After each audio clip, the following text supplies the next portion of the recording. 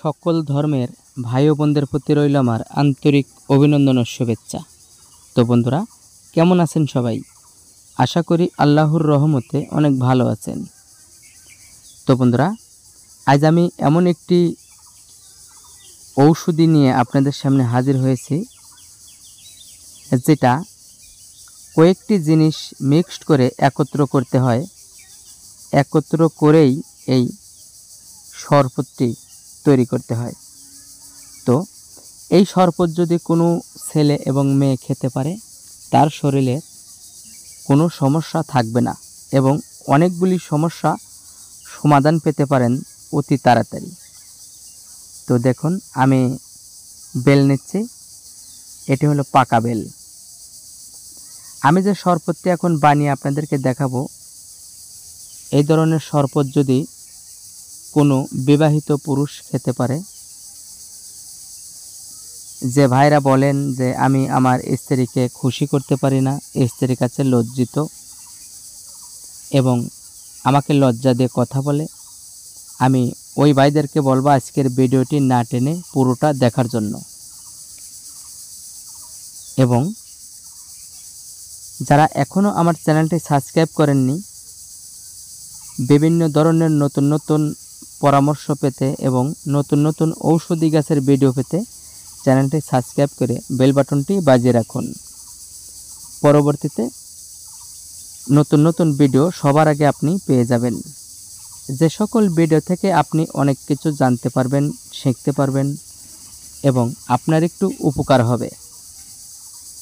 তো দেখুন, আমি কিন্তু এখানে খানিকটা পরিমাণ বেল নিয়েছি, এর সাথে মিক্সড হবে এখন দেখেন আখের গুড়। আমি পরিমাণ মতো কিছু আখের গুড় মিশিয়ে নিলাম। এই দুটাকে মিক্সড করবেন এবং এর সাথে আরেকটি জিনিস মিক্সড করতে হবে আপনাদেরকে, সেটা হলো অ্যালোভেরা।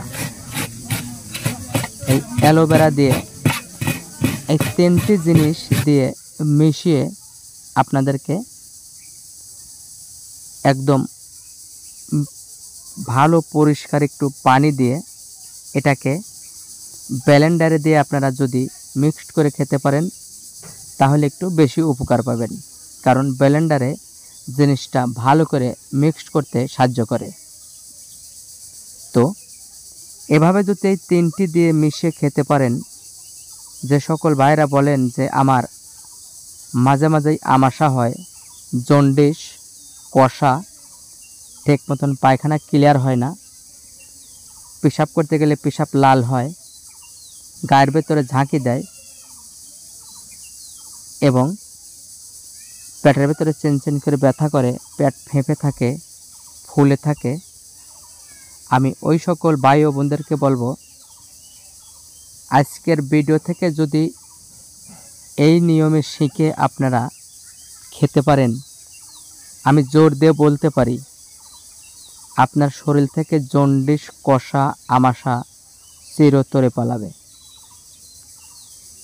শুধু একটু কষ্ট করে আপনাদেরকে তৈরি করে খেতে হবে।